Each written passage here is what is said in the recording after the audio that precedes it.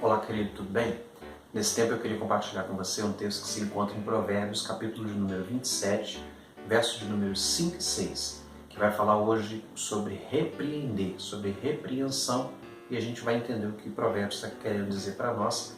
Provérbios, que são justamente a sabedoria de Israel e também a sabedoria do rei Salomão, um rei muito inteligente, que recebeu inteligência, sabedoria, conhecimento da parte de Deus e pôde, por meio dessa bênção que Deus deu a ele, obviamente escrever coisas maravilhosas registradas no livro de Provérbios. Provérbios capítulo de número 27, versos 5 e 6 somente, é base para a nossa reflexão hoje, que diz assim: é melhor a repreensão declarada que o amor encoberto.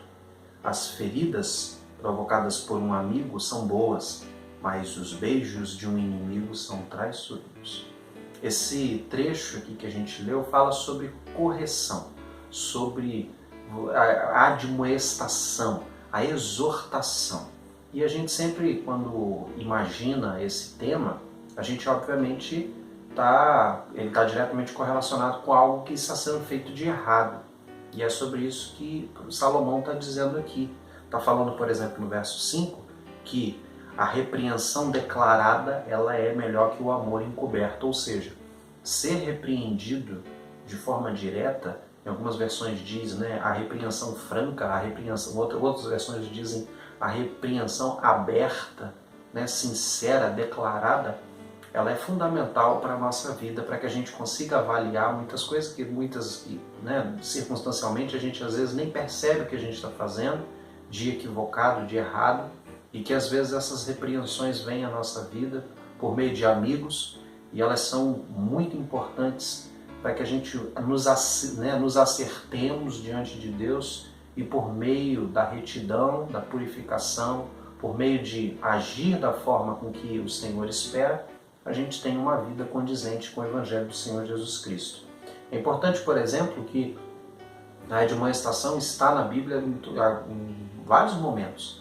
Talvez uma admoestação que a gente sempre lembra é a admoestação do próprio Deus utilizando Natã a Davi, Quando Natã conta, por exemplo, uma história para o rei Davi, que era o rei de Israel, falando: olha, eu quero contar uma história para o senhor. Havia um homem que tinha várias ovelhas e tinha um outro que só tinha uma e tratava essa como um animal doméstico, quase como um parente da família. Dormia junto com a família e vivia com a família, essa ovelhinha. Mas o rico, quando recebeu visitantes, ao invés de matar uma de suas ovelhas, não fez isso. Pegou a ovelha do vizinho, aquela ovelha doméstica, amável, que vivia com a família, com as crianças, matou e deu de comer para os seus vizinhos.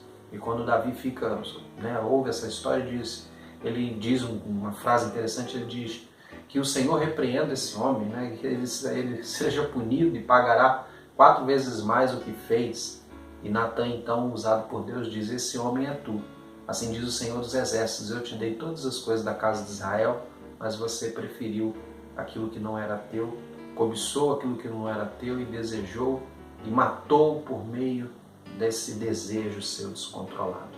E aí a Bíblia diz que Davi se arrepende daquilo que fez e passa ali um período de consagração a Deus, que está registrado no livro de Samuel.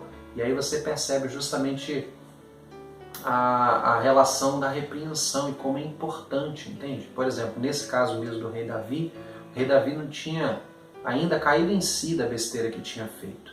A consciência moral a gente sempre tem, mas às vezes a gente esquece que existe um Deus criador de todas as coisas que está olhando por nós e que muitas vezes, conforme a gente nossa própria vida vai, às vezes, desentoando muito da mensagem divina, isso parece tapar os nossos olhos a enxergar de fato o que estamos fazendo de errado, assim como aconteceu com Davi. E precisou de Natã, um profeta de Deus, trazer essa história a Davi para que Davi chegasse à conclusão de como cego ele estava e como o pecado estava cegando ele, principalmente na sua relação com Deus, de sinceridade e de consagração da sua própria vida. Assim, o texto de Provérbios está falando, Salomão está escrevendo para a gente a respeito da repreensão. E está falando sobre essa repreensão com relação aos nossos amigos. E como isso é importante. A gente entende, eu sempre coloco as minhas anotações ali, que o amor, o verso 6 diz que as feridas provocadas por um amigo são boas, Ou seja, em algumas versões dizem que existem feridas que são feitas por amor, não é? Por lealdade, e o amor ele vem imbuído, não é?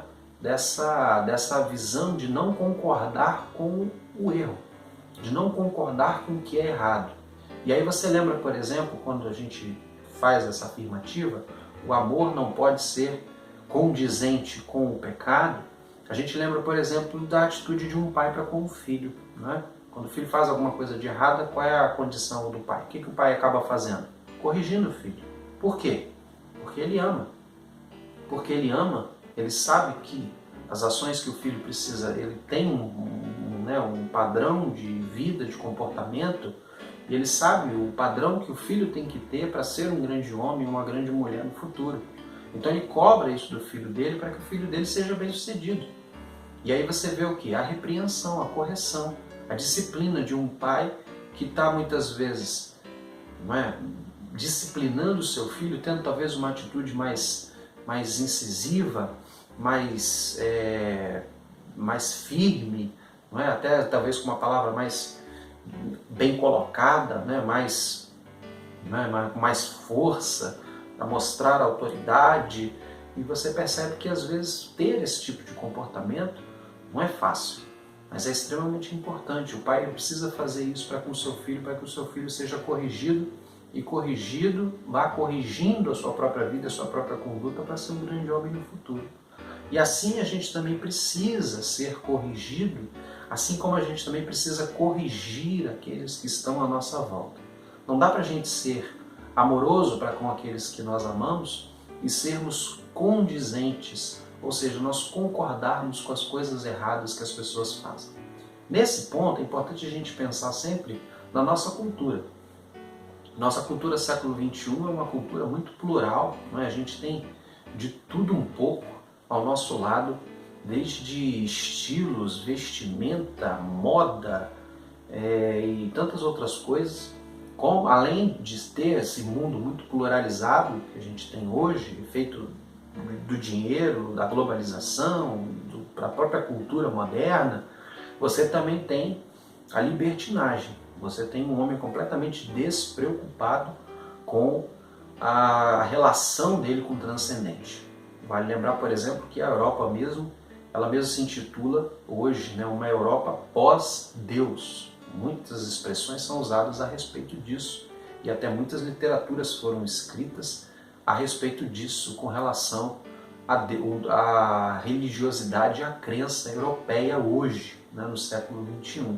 A respeito de que a Europa passou por um período onde ela viveu o cristianismo e o cristianismo explorou muito a Europa, e hoje parece que a Europa abandonou o cristianismo, parece que a Europa abandonou Deus e vivem eles lá nas suas mazelas e na sua descrença, apesar de ter ainda países cristãos, né, católicos, como por exemplo a Itália. Você tem um distanciamento e um esfriamento espiritual muito grande na Europa.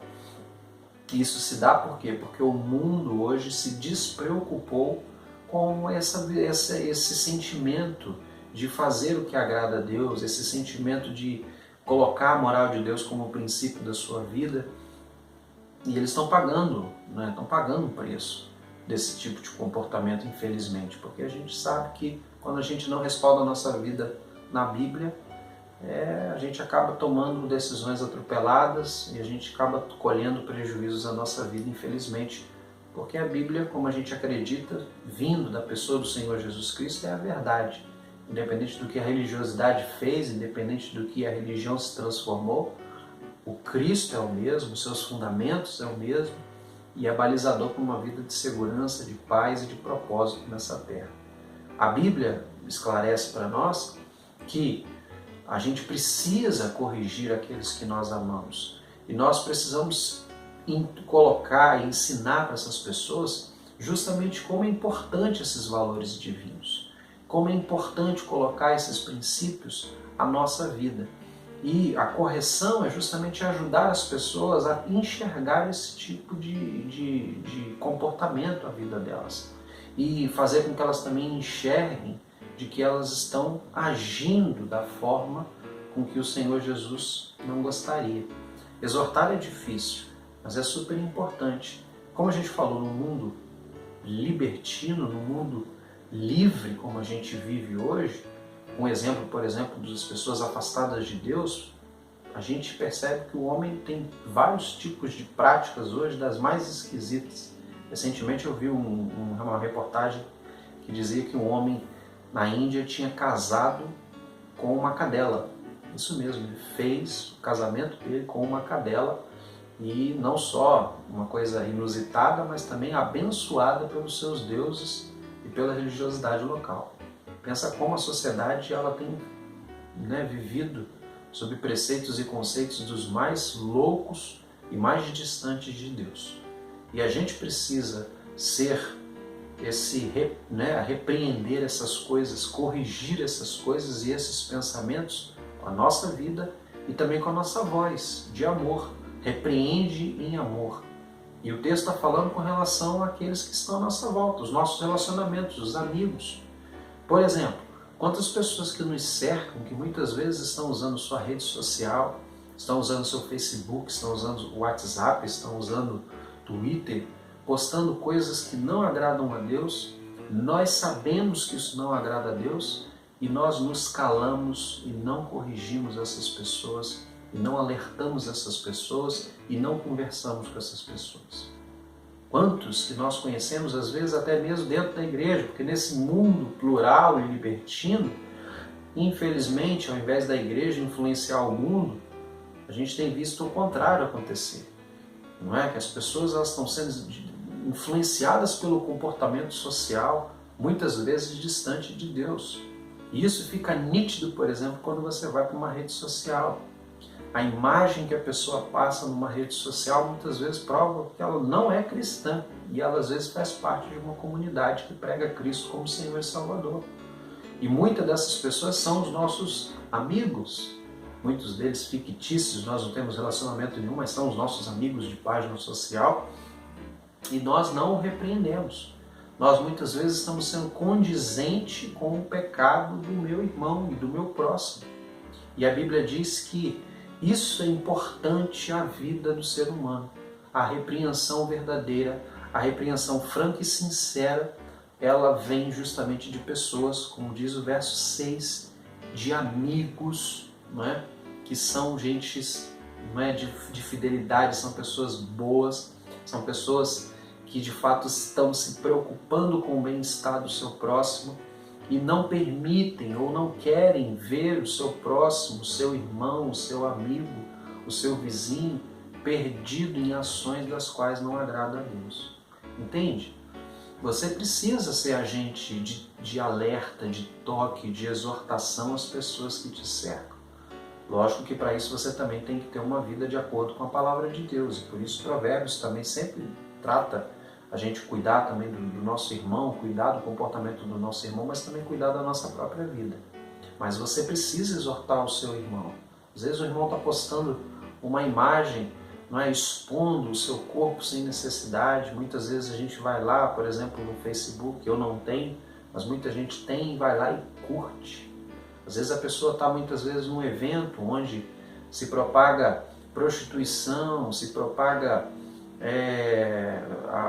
uso desenfreado de drogas, e às vezes essa pessoa posta uma imagem, muitos cristãos vão lá e curtem esse tipo de coisa, curtindo, parece que você está curtindo o pecado praticado pela pessoa, ou as ações extremamente desequilibradas e desajustadas que essa pessoa está tendo em um determinado momento, e a gente curte muitas vezes os cristãos fazendo coisas que não condizem com a fé em Cristo Jesus e a gente vai lá e curte. A gente às vezes está esquecendo do nosso papel de exortar um ao outro, de alertar um ao outro, de cuidar um do outro para que a gente consiga ter o olhar fixo na pessoa do Senhor Jesus Cristo e não nos desviemos do caminho. E o mundo muitas vezes nos leva a desviar do caminho, nos leva a desviar do foco, que é a pessoa do Senhor Jesus Cristo e a vida consagrada a Ele. Muito porque as pessoas estão do nosso lado, praticando coisas que desagradam o Senhor Jesus, e a gente muitas vezes, para não se meter na vida alheia, a gente não tem coragem de alertar muitas vezes um irmão da nossa igreja, um amigo querido, uma pessoa que nós consideramos, nós não temos coragem de dizer para ela que aquilo que ela está fazendo é errado. Lembre-se que é melhor a repreensão declarada do que o amor encoberto. E as feridas provocadas por um amigo são boas. Exortar é difícil porque a pessoa não gosta. Mas entenda que a exortação, ela precisa vir em amor. A exortação, ela vem à vida do seu próximo, surge no coração do indivíduo por amor, e ela é manifestada por amor e em amor. Por amor, você fala o que você precisa falar para que a pessoa acerte a sua vida com Cristo Jesus. E você fala o que precisa ser dito em amor, porque você está fazendo isso para o melhor do seu próximo. Então entenda que a repreensão ela é importante, tanto para a nossa própria vida. Receber uma repreensão é difícil, mas é importante, assim como também manifestar essa repreensão, não se calar com o erro, com o pecado, com algo que você não considera certo na vida do seu próximo. Isso pode ser transformador para a vida dele e para a história dele com a pessoa do Senhor Jesus. Então que a gente consiga se ajudar, não é brigar um com o outro, discutir com o outro, ficar apontando o dedo para o outro, não. É exortação, como falamos, em amor, com a preocupação de ver o meu irmão cada dia mais próximo e reluzindo mais ainda, dia a dia, à luz do Senhor Jesus Cristo. Vamos orar? Deus, a gente acredita, Pai, que o Senhor nos exorta por meio da Tua Palavra. Nós acreditamos, ó Deus, que o Senhor nos exorta, ó Deus, por meio dos nossos irmãos. Nós acreditamos, ó Deus, que o Senhor também nos usa para exortar pessoas com amor, com delicadeza, com paciência, com jeito, para que essas pessoas entendam as suas próprias vidas, suas escolhas, suas ações e percebam que as ações que o Senhor espera para elas, respaldadas na Tua Palavra, são as melhores e que vão construir a elas uma vida muito mais bonita, muito mais rica, muito mais satisfatória, com muito mais paz e com muito mais confiança para elas no presente e no futuro. Pedimos que o Senhor nos abençoe, que consigamos ser, ó Deus, ajudadores, exortadores daqueles que nos cercam, para que, ó Deus, nós não nos conformemos com o pecado, nós não achemos, ó Deus, que tudo que as pessoas fazem está bom, está certo, não tem nada a ver, que nós aprendamos com a Tua Palavra o que de fato o Senhor nos ensina e consigamos ajudar as pessoas a caminharem ao Teu lado, firmados na pessoa do Senhor Jesus Cristo. Nós oramos, ó Deus, nós confiamos nisso e pedimos que o Senhor nos abençoe no nome do Senhor Jesus. Amém. Deus abençoe a sua vida, querido, em nome de Jesus.